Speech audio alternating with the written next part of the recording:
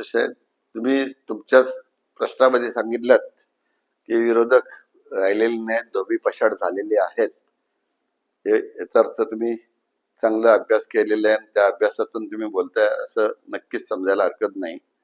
कारण काही काम त्याने केलं नसल्या कारणानं आणि आमदार प्रशांत ठाकूरांच्या नेतृत्वाखाली माननीय प्राईम मिनिस्टर मोदी साहेब किंवा मुख्यमंत्री फडणवीस साहेब यांच्या नेतृत्वाखाली त्यांच्या सहाय्यानं प्रशांत ठाकूरनी इथली सर्व कामं मार्गी लावलेली आहेत. आणि पूर्वी कधी म्हणजे 5-10 कोटी पण फंड्स येत नव्हता, तो 1000 कोटीचा फंड त्यांनी पनवेल महापालिका क्षेत्रामध्ये त्यांनी आणलेला आहे आणि इथला विकास करत आहेत. एअरपोर्ट सुद्धा अतिशय प्रचंड वेगानं इथं पूर्ण करण्यात आलेलं आहे काम. विमानतळ सुरू झालेलं आहे. खरंच पाहायला दिबा पाटील साहेबांचं नाव जे विमानतळात द्यायला पाहिजे आहे, त्याला पहिलाच फाटा त्यांनी फोडला आणि माननीय स्वर्गीय बाळासाहेब ठाकरेंचं नाव द्यावं हे त्यांनी सुचवलं. मंत्रिमंडळात ठराव केलं, सिडकोकडे पाठवलं, सिडकोने ठराव केला. हे सर्व झाल्यावर आम्ही आमचे भारतीय जनता पक्ष आणि महायुती आहे सरकार, तर आम्ही सांगितलं की हे चालणार नाही. ह्या लोकांनी जे आता मुलाखती तुम्हाला देतात ते भाजपवाले नाव देत नाहीत, तर त्यानंच त्यावेळेला टीव्हीवरती मुलाखत दिल्या विविध चॅनल्सला.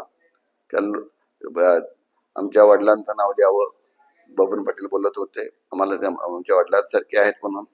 पण आणखीन दुसरं बाळाराम पाटील होते, एखाद्या फलाटाला त्यांचं नाव द्यावं.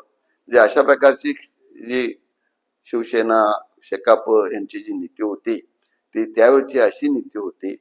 त्या उलट आम्ही मात्र साखळी उपोषण केलं, मानवी साखळी रचली, क्रांती दिन साजरा केला, पुन्हा मोर्चे काढले. करोना काळात सुद्धा आम्ही रस्ता रोको वगैरे केलं आणि दिबा पाटलांचं नाव घेण्याकरता सिडकोवर घेराव घालण्याचा मोठा एक लाखोच्या संख्येनं लोक जमा झाले. म्हणजे ह्या सगळ्या गोष्टी ह्या आमच्याच नेतृत्वाखाली केलेल्या आहेत आणि त्याच्यामुळं त्यांनी जे काय सांगत असतील काय बोलत असतील तो उसनावा आहे. आणि त्याच्यानंतर महायुती सरकारनं, फडणवीस साहेबांच्या सरकारनं ते मुख्यमंत्री झाल्यानंतर दोन्ही सभागृहात सुद्धा म्हणजे माननीय शिंदे साहेब मुख्यमंत्री ज्यावेळेला पहिल्या झाल्यानंतर आणि झाल्यानंतर दोन्ही सभागृहात सुद्धा दिबा पाटलांचं नाव देण्याबद्दल ठराव करून ते ठराव संमत केले. विधान फक्त मंत्रिमंडळामध्ये त्यांनी ठराव केला तर जाता आता आज उद्या मंत्रिमंडळ सोडायचं आहे, तर आज रात्री ठराव केला होता. पण त्याच्याऐवजी नंतर मात्र विधानसभा आणि राज्यसभा या दोन्ही सभागृहामध्ये ठराव पास करून तो केंद्राकडे पाठवण्याचं काम आमच्या महायुतीने केलेलं आहे आणि योग्य वेळी हे नक्कीच दिलं जाईल.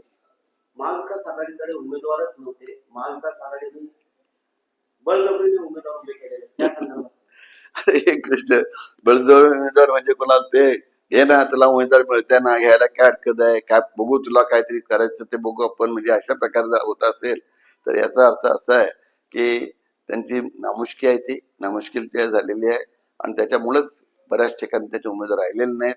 तिघांनाही मग आपले निशाण्या सोडून त्यांना बाकी ठिकाणी यावं लागलेलं आहे. या सगळ्या गोष्टी पाहिल्यानंतर आम्हाला त्यांचं हसू येते. पण शेवटी असं आहे, ते विरोधक आहेत, काय बोलत असतील लोकांनी लक्ष द्यायची गरज नाही. आपल्याला एकच विकास हवा असेल तर भाजपा, शिवसेना, राष्ट्रवादी, अजितदादा गट आणि पुन्हा RPI आठवले साहेब यांच्या या महायुतीला प्रचंड मतांनी निवडून आणावं अशी मी आपल्या सर्वांना विनंती करतो.